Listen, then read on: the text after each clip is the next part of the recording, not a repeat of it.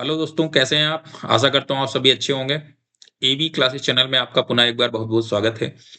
आज मैं बात करूँगा करिकुलम विटा की, सीवी की। सीवी कैसे बनाते हैं, किन चीज़ों का हमें ध्यान रखना है। जो भी दोस्त हमारे जॉब्स के लिए एस्पायर कर रहे हैं, एस्पिरेंट्स हैं हमारे और अप्लाई कर रहे हैं। इवन दो कि अगर जो आप जॉब कर भी रहे हैं, तो भी हमने देखा है कि बहुत सारे लोग जॉब के लिए कंसिस्टेंटली अप्लाई करते रहते हैं बेटर जॉब के लिए। तो किन चीज़ों का हमें सीवी में ध्यान रखना है, उसी के रिगार्डिंग हम आज बात करेंगे आपसे। तो पहला जो पार्ट होता है किसी भी सीवी का लिखने में, वो होता है कि हम कैसे फ्रेमिंग करें, उसकी स्ट्रक्चर हम जो है उस पे जो हमें ध्यान रखना है। ठीक है स्टूडेंट्स? तो पहली जो चीज है वो है हमारी सीवी में font style and font size का। ठीक है, जब भी आप सीवी लिख रहे हैं तो आपको इंश्योर करना है कि फॉन्ट साइज वही रखिए जो इजी टू रीड हो। ठीक है, कंफर्टेबली रीड किया जा सके, बहुत ज्यादा एफर्ट रिक्वायर्ड नहीं होना चाहिए उस फॉन्ट साइज को रीड करने में, फॉन्ट स्टाइल को। और साइज भी आपको एक डिसेंट रखना है ताकि इजीली जो है दिखे बंदे को, जो भी जो है रीड कर रहा है उसको बहुत ज्यादा मेहनत नहीं होनी चाहिए, करनी करनी पड़नी चाहिए। तो मिनिमम जो साइज है आपको इंश्योर करना है कि आप 12 का जो है फॉन्ट साइज लेके चलिए। ठीक है स्टूडेंट? दूसरी चीज क्या है कि जब भी आप सीवी लिख रहे हैं, आप कोशिश करिए कि सीवी को आप बुलेट पॉइंट्स में लिखिए, कंसाइज करके लिखिए और ब्रीफ में लिखिए। ठीक है, आप जो भी लिखना चाह रहे हैं आप ब्रीफ में लिखिए। बहुत ही लेंदी पैराग्राफ्स में लिखने की जरूरत नहीं है, वो अवॉइड करिए, आप नहीं लिखिए उसमें, लेंदी पैराग्राफ में नहीं डालने। क्योंकि देखिए वहां पे एक जॉब के लिए आपको भी पता है कि 1000 एंड मोर देन दैट, अब कई बार जो है एप्लीकेंट्स आते हैं, एप्लीकेशंस आते हैं, उन सबकी सीवी पढ़ना है उनको। ठीक है, तो अगर जो आप लेंदी पैराग्राफ में लिखेंगे तो जो भी पढ़ रहे हैं, जो भी रिक्रूटर्स हैं, वो इंटरेस्ट लूज कर देते हैं एक टाइम के बाद और अच्छे से वो उनका माइंड कंसंट्रेट नहीं हो पाता है। तो आपको क्या करना है, जब आपकी सीवी पहुंचे रिक्रूटर्स के सामने, तो वो फुल्ली उनको कैप्चर करना, कंसंट्रेशन को, आपकी सीवी पूरी पढ़े वो। जब पढ़ेंगे तभी इंप्रेस होंगे। तो ये चीज आपको इसीलिए इंश्योर करनी है कि आपको लेंदी पैराग्राफ्स नहीं डालने। ठीक है? तीसरी चीज क्या है स्टूडेंट्स की, आपको कलर कोडिंग भी ठीक रखनी है। बहुत सारे अननेसेसरली ज्यादा कलर्स नहीं भरने उसमें, बहुत सारे कलर्स नहीं डालने उसमें, सीवी चीप दिखती है। ठीक है, तो आपको प्रोफेशनलिज्म झलकना चाहिए आपकी सीवी से, प्रोफेशनल रखना है आपको सीवी। सिंपल कलर कोडिंग का आप इस्तेमाल करिए। ये तो हो गई मेन चीज, जो है आपकी फॉर्मेटिंग कैसी होनी चाहिए सीवी में। अब बात आती है कि उसमें कंटेंट भरना है, हमें कंटेंट भरेंगे हम।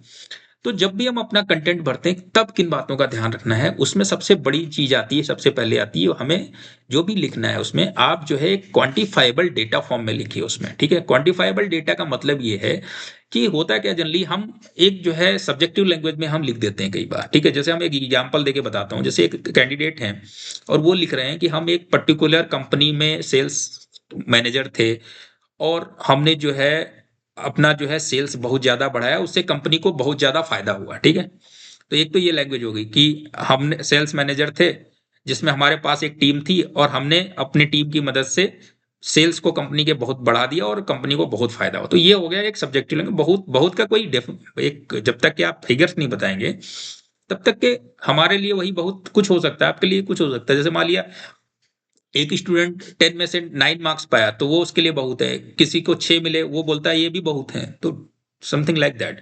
इसलिए क्वांटिफाइबल डेटा फॉर्म में लिखिए। जैसे इसी चीज को आप ऐसे भी लिख सकते हैं कि हमारी एक 20 बंदों की एक टीम थी सेल्स की, जिसमें हमने जो है अपनी जो है सेल्स को 20% बढ़ाया इस साल, और उस 20% सेल्स बढ़ने से हमारी कंपनी में 10% का रेवेन्यू बढ़ा।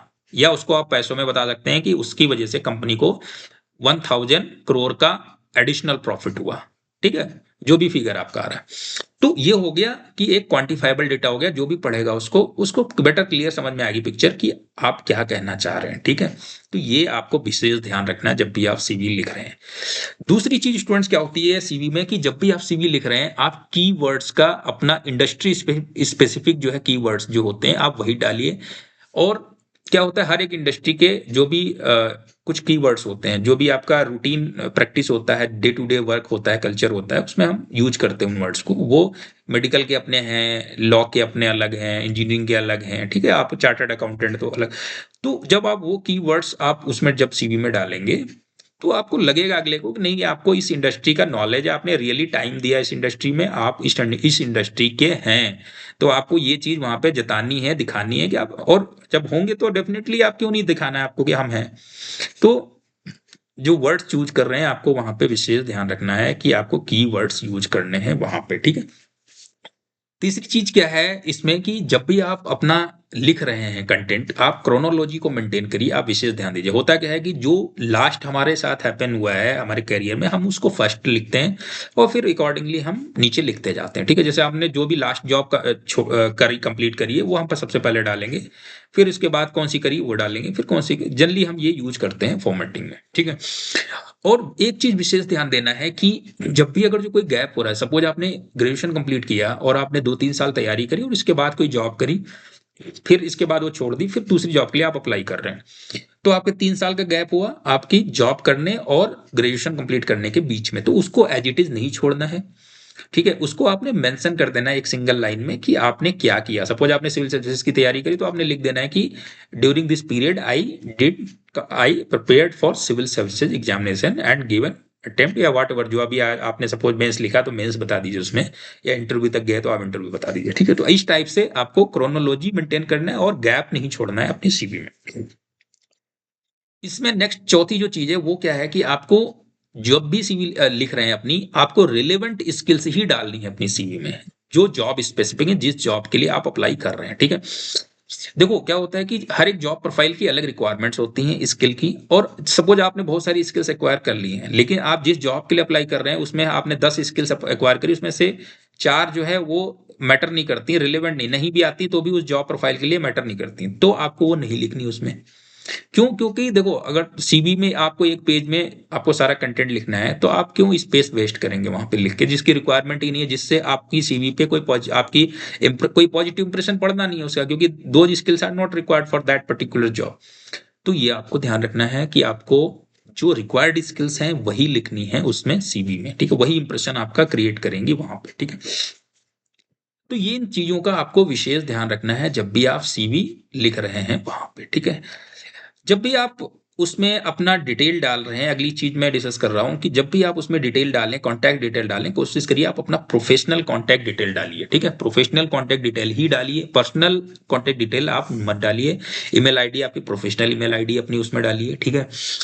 मोबाइल नंबर भी अगर जो फोन है आपका तो वो कोशिश करिए कि प्रोफेशनल जो है कॉन्टैक्ट जो है आपका सेपरेट होना चाहिए और पर्सनल जो है आप सेपरेट रखिए, ठीक है। अगर जो आप लिंक्डइन पे प्रोफाइल वगैरह बना रखे तो आप उसको भी मेंशन कर सकते हैं। तो आपको जो भी आपका एड्रेस रहेगा, एड्रेस प्रूफ भी अगर जो आपका ऑफिस का एड्रेस है तो कोशिश करिए आप ऑफिस का एड्रेस डालिए, होम एड्रेस भी डाल सकते हैं, परमानेंट एड्रेस है तो ये सारी चीजें आप जब फिल कर लेंगे, किन चीजों को आपको अवॉइड करना है वो भी बहुत ही जरूरी चीजें हैं, ठीक है। एक तो मैंने अभी डिस्कस किया कि आपको पर्सनल इंफॉर्मेशन नहीं डालनी है, आपको सीवी को प्रोफेशनल रखना है, ठीक है। पर्सनल इंफॉर्मेशन का मतलब ये होता है कि जैसे आपको अपने रिलीजन के बारे में, मैरिटल स्टेटस के बारे में, ठीक है, आपके पेरेंट्स के स्टेटस के बारे में, ये सब चीजें इंफॉर्मेशन नहीं डालनी। हॉबीज जो है, अगर जो कोई जॉब स्पेसिफिक रिलेवेंट हॉबी तो डाल दीजिए, अननेसेसरली की हॉबीज नहीं डालनी है, अगेन स्पेस वेस्ट वेस्ट नहीं करना है आपको सीवी का, ठीक है। तो वो सब चीजें अवॉइड करनी है सीवी में, आपको पर्सनल इंफॉर्मेशन कम से कम या नहीं ही डालनी है उसमें, ठीक है। जॉब स्पेसिफिक जो रिलेवेंट डेटा है वही आपको उसमें फिल करना है, ठीक है। एक तो ये ध्यान रखना। दूसरा क्या है इसमें, एक जब भी आप सीवी लिख रहे हो आपको कोशिश करनी है कि आप ऑनेस्टी, प्रॉपर ऑनेस्टी मेंटेन करिए, ऑनेस्टली जो भी सही है वही लिखिए, जिसको आप वहां पे प्रूव कर सकते हैं, जिसको आप सर्टिफाई कर सकते हैं, आपके पास सर्टिफिकेट्स हैं, वैलिड सर्टिफिकेट्स होने चाहिए उसके, वही चीज आप उसमें डालिए। ऑथेंटिकेट करेंगे वो, और आपको भी उससे पहले ऑथेंटिकेट कर लेना है कि जो हम लिख रहे हैं वो ऑथेंटिक इंफॉर्मेशन ही होनी चाहिए, ठीक है। होता क्या है कि अगर जो आपने एक छोटी सी चीज गलत लिख दी या झूठ लिख दिया जो आप इंप्रेस करने के चक्कर में, सपोज आप वहीं पे पकड़ लिए गए तो आपका बहुत ही निगेटिव इम्पैक्ट पड़ेगा उससे, और आप पूरे वो जॉब लूज कर सकते हैं, आपको नहीं मिलेगी, कितना भी आप बाकी सारी पॉजिटिव चीजें आपकी नलीफाई हो जाएंगी। तो ये चीजें आपको विशेष ध्यान रखनी है, ठीक है स्टूडेंट। तो इसलिए जो सीवी होती है उसको आप जब इस टाइप से इन सब चीजों का ध्यान रख के जो है आप बनाएंगे तो सीवी जो है आपके लिए एज अ लैडर काम करेगी, सीढ़ी की तरह काम करेगी, ठीक है, जॉब दिलाने। क्योंकि ये क्या होता है, गेटवे होता है जो कि आपको अपॉर्चुनिटी दिलाएगा इंटरव्यू तक पहुंचने के लिए, ठीक है। इंटरव्यू में क्योंकि अगर जो सीवी आप अच्छी नहीं होगी, सीवी ही शॉर्ट लिस्ट नहीं होगी, तो CV, don't make your CV as a barrier, ठीक है, बैरियर नहीं बनाना उसको, उसको लैडर बनाना है, उसको सीढ़ी बनाना है, और उसको वो आपको अपॉर्चुनिटी प्रोवाइड करेगी जॉब इंटरव्यू में पहुंचने के लिए, बैठने के लिए, और इसके बाद आपका फाइनल सिलेक्शन वहीं से होता है। तो इसलिए इस पॉइंट ऑफ व्यू से सीवी बहुत ही इंपॉर्टेंट है, और सीवी में इन सारी चीजों का हमें विशेष ध्यान रखना है। और लास्ट पॉइंट, सीवी को हमेशा आप अपडेटेड रखिए, और आप खुद अपडेटेड रहिए कि आपके इंडस्ट्री स्पेसिफिक रिलेवेंट क्या चल रहा है अभी, वो आपको पता होना चाहिए, ठीक है। तभी जो है वहां पे आपका इंटरव्यू सही से अच्छे से कंप्लीट होगा और आप सिलेक्ट होंगे जॉब में, ठीक है स्टूडेंट। तो ये सारी चीजें थी जो आज हमने आपसे डिस्कस करी, और नेक्स्ट वीडियो में हम किसी दूसरे कॉन्सेप्ट के साथ मिलेंगे। तब तक के लिए धन्यवाद।